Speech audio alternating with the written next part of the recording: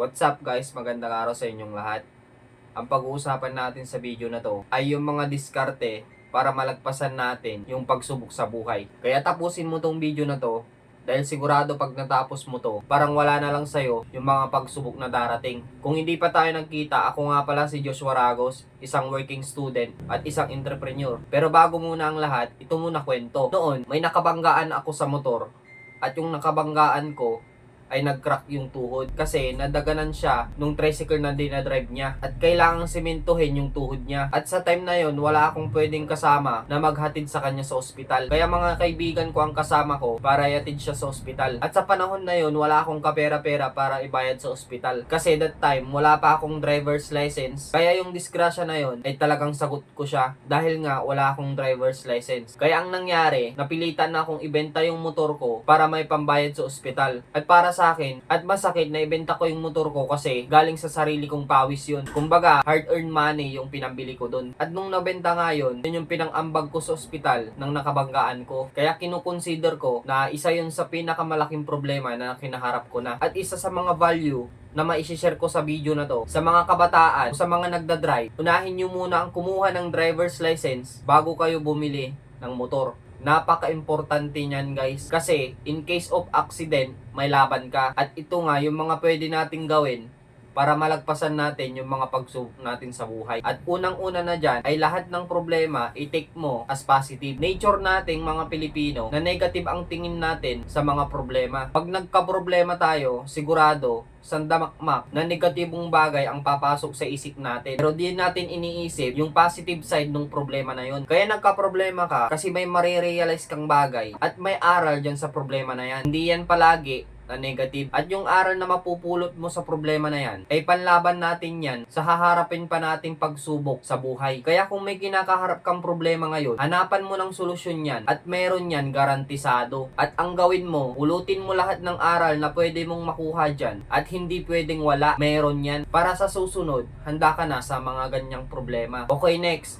Isang diskarte para malagpasan ang pagsubok sa buhay ay syempre, kailangan mo magtiwala o magkaroon ng tiwala sa taas. Sa lahat ng oras o sa lahat ng bagay na ginagawa natin, sa lahat ng pagsubok na nararanasan natin, kailangan nating magtiwala sa Panginoon. Ano man ang pinagdadaanan natin, hindi natin yan kaya ng mag-isa. At ano man yung mga napagtagumpayan natin o nalagpasan nating mga pagsubok, hindi dahil magaling ka, hindi dahil matalino ka, kaya mo nalagpasan yung pagsubok na yun. Nalagpasan mo yan dahil hindi ka nag-iisa at lagi kayang ginagabayan. Kaya kung may pinagdadaanan kang pagsubok ngayon, manalangin ka at magtiwala sa taas. Sigurado malalagpasan mo yan. Okay, next. Isang diskarte para malagpasan ang pagsubok sa buhay. Kailangan mong mag-focus sa goal na meron ka. Sa buhay, meron tayong kanya-kanyang goal o daan na gustong marating. At sa daan na yan, puno yan ng pagsubok. Yun na nga lang gigising ka ng maaga, kahit antok na antok ka pa, kasi kailangan. Kasi, proseso yon para maabot mo yung pangarap mo. Kaya alamin mo yung tunay na goal mo sa buhay. At lahat ng pagsubok, kayang-kaya mo nang lagpasan dahil meron ka ng malalim na dahilan. At yan yung goal mo sa buhay. Yan yung mga pangarap mo. Okay, next. Isang diskarte para malagpasan ang pagsubok sa buhay ay tandaan mo na hindi masamang humingi ng tulong sa iba. Madalas, kung may pinagdadaanan tayo, takot tayo at nahihiya tayong humingi ng tulong sa pamilya natin,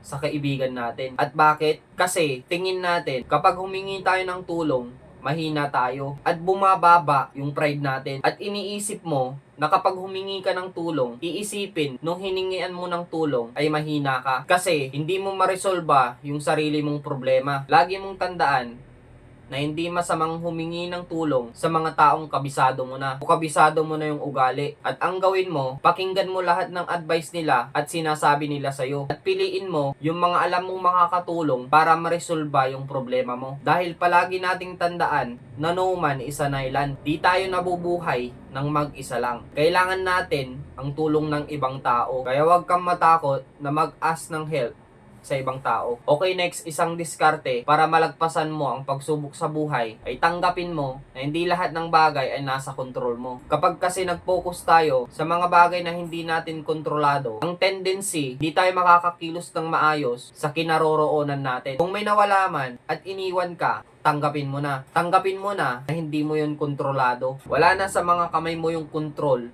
para bumalik pa sila o balikan ka pa nila. Kaya mag-focus na lang tayo sa mga bagay na alam natin na meron tayong control doon para mabawasan na din yung stress mo. Dahil sa totoo lang, nakaka-stress isipin yung mga bagay na wala ka nang magagawa, na wala ka ng control dyan. Okay, next. Isang diskarte para malagpasan mo ang pagsubok sa buhay. Dapat wala sa isip mo ang sumuko. Sa problemang pinagdadaanan mo, kapag may dumating na malaking pagsubok sa buhay mo, at dahil sa pagsubok na yon ay susuko ka na, huwag mong gawin yan. Dahil, ang problema na yan, hindi yan panghabang buhay na problema. Dadaanan lang natin yan at malalagpasan. Kaya kung dumaan ka sa malaking pagsubok, na pakiramdam mo na lugmok ka, at pakiramdam mo na mahirap mag-umpisa ulit, kailangan mo na bumangon dyan. Kahit sa pakiramdam mo, mahirap mag-umpisa ulit. Kaya wag kang sumuko. Kung nadapa ka man, bangon lang. At sa buhay, kailangan nating bangon ng bangon sa mga problemang kakaharapin natin. Kaya ko to ginagawa dahil isa sa mga pinaniniwalaan ko na lahat ng pagsubok sa buhay natin ay kaya natin malagpasan yan. Lugmok na lugmok man tayo sa mga pagsubok, kaya natin mag-umpisa ulit. At kaya natin ulit nabuuin yung sarili natin. Ang kalaban kasi natin dito ay yung mga negatibong bagay na pumapasok sa isip natin sa tuwing humaharap tayo sa mga malalaking pagsubok. Na parang sinakal na tayo ng sitwasyon na yun, kaya di tayo makausad. Kaya kung mayroon kang kinakaharap o kakaharaping pagsubok sa buhay mo man o kung saan man, pwede mong i-consider yung mga sinabi ko. Dahil yan, ang natatanging binigay ng Panginoon sa atin, ang bumangon ng bumangon sa pagsubok. Kung umabot ka sa part ng video na to, huwag mo namang kalimutang mag-like, follow, at i-share mo na din para mas marami pa tayong mahatidan ng mga positibong bagay tulad nito. At muli, ako nga pala si Joshua Ragos. Huwag kang mainip dahil lahat ng sakripisyo may malupit na kapalit.